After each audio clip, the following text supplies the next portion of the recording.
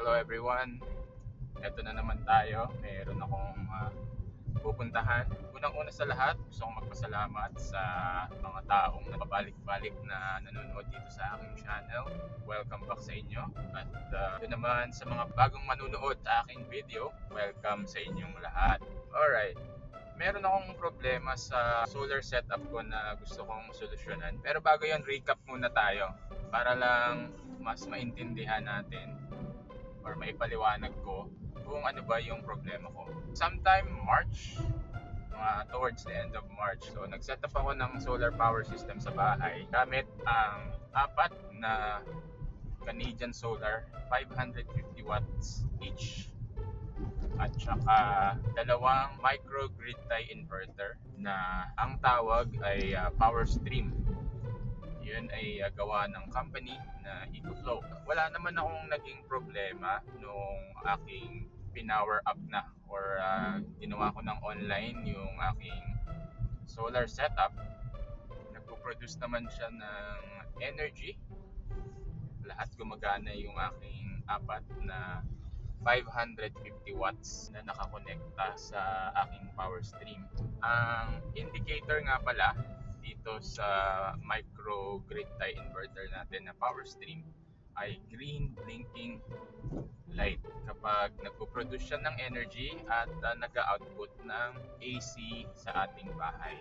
Yung apat na solar panel ko na 550 watts, kaya niyang mag-output on a best case scenario or on a certain time, di ba? Pag sobrang tirik yung araw, simple math, 2,200 watts, if I'm not mistaken, kung tama yung math ko. Pero since ang mga solar panel ay may mga efficiency loss na tinatawag, hindi naman siya talaga mag-output ng 2.2 kilowatts all the time. Plus, ang aking power stream ay kaya lang mag-output ng 800 watts. So since dalawa yung power stream ko, kaya niya at a certain point ng 1.6 kilowatts. So ito ngayon yung nagiging problema ko. So ang current setup ko is dalawang power stream, apat na solar panel at meron akong dalawang smart plug.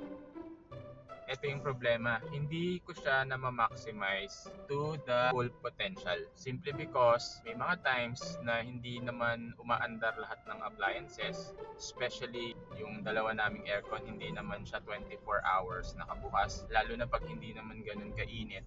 So sobra yung napoproduce na power ng aking solar setup. In this case, makikita natin sa Metro na mayroong negative 100 watts.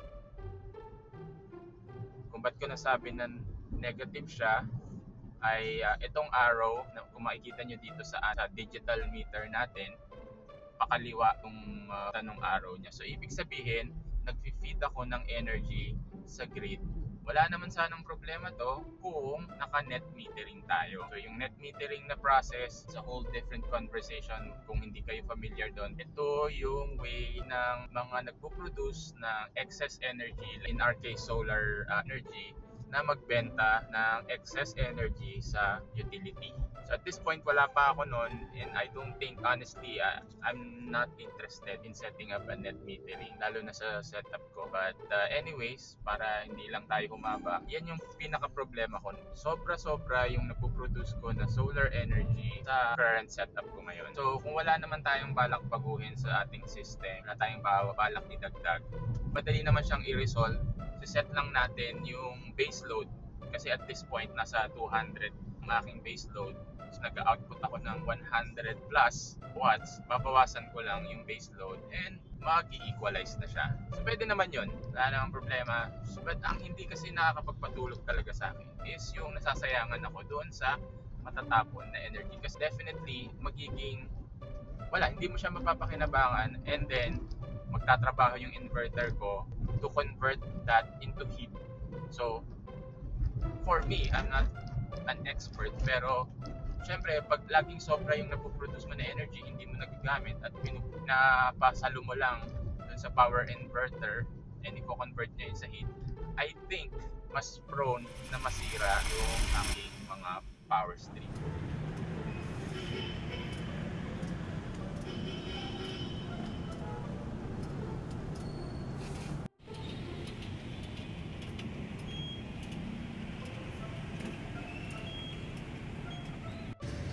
biyahe tayo ngayon ng nakaganyan. Ewan ko, sana tumagal to. Alright, shout out kay rider na nagsabi na flat na yung ating gulong. So maasahan talaga yung mga rider eh. Alright, sa Clean Fuel Pioneer, pasalamat sa assistance dun sa dalawa na nag-assist sa akin. Hindi ko na kinuha yung pangalan at nahihiya rin ako. Sabihin nila vlogger na vlogger tayo eh. Alright.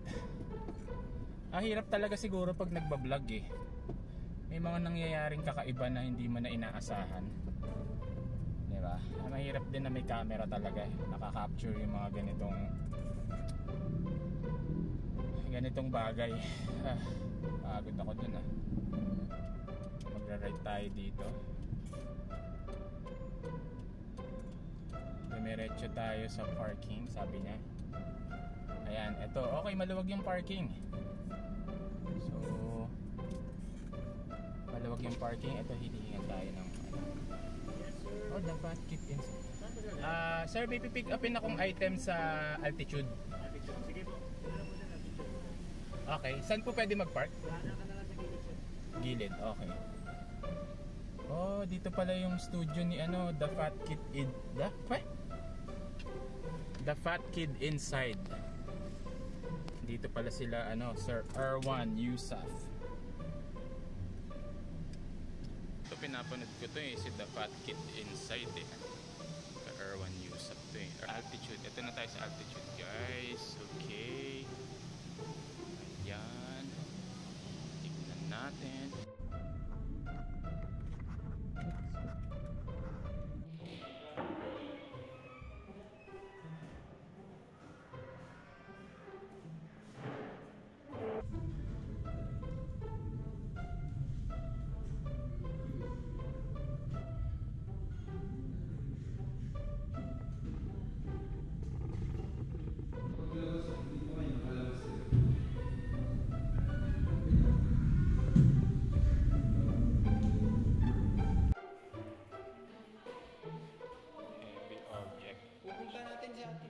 Pwede ba pasakay sa sakyan yan?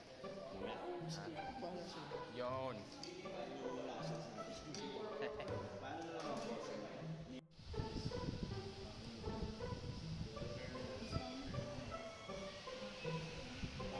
Okay na siguro siya? Isaksa ko lang sa lahat ng sa akin. Okay, sige, para ma-check.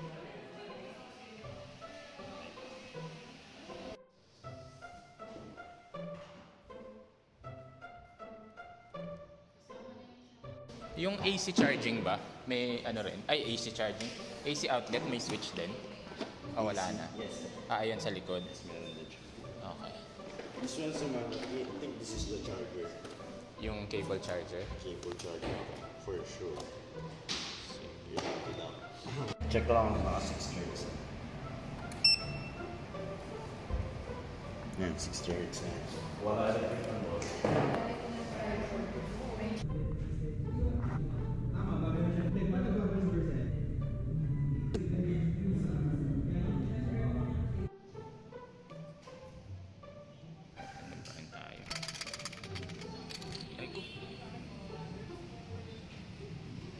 natin. Okay, so punta na tayo ng opisina. Ayan yung gulong ko. Sana tumagal. Okay, altitude. Maraming salamat. Okay, eto punta na ako sa trabaho. Buti naman natapos na. Ang ganda ng lugar, ang ganda ng ang lamig sa loob. Tsaka para siyang Toys R Us para sa mga matatanda. Sa mga big boy. Sa mga kailangang mag-heal ng inner child. Ang daming nandun. Nakita ko yung Delta 3. And meron ding mga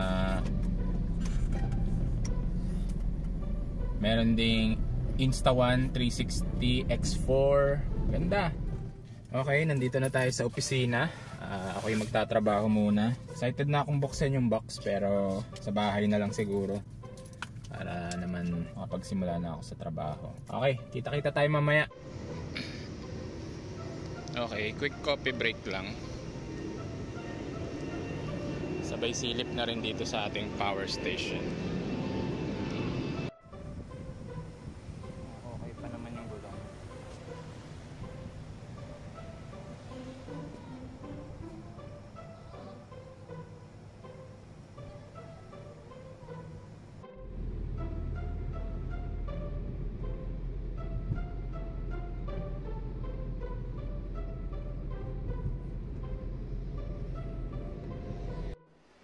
Okay, sa sobrang excitement ko na ikabit yung power station, di na ako nakapag-video. Gusto ko talagang makita kung paano ba ito gagana sa aking current setup. So, successful naman. Aside from the Delta 2 Max, bumili ako ng connector para makonect ko yung power stream dito sa extra battery. So, dalawa nga pala yung port nitong Delta 2 Max. In the future, kung pwede pa, kung gusto kong i-expand pa yung capacity ng battery, then go ahead kung may pera. Pero for now, ito na lang muna. And maraming salamat. Kung may questions ka, mag-comment ka lang sa baba. Sasagutin natin yan.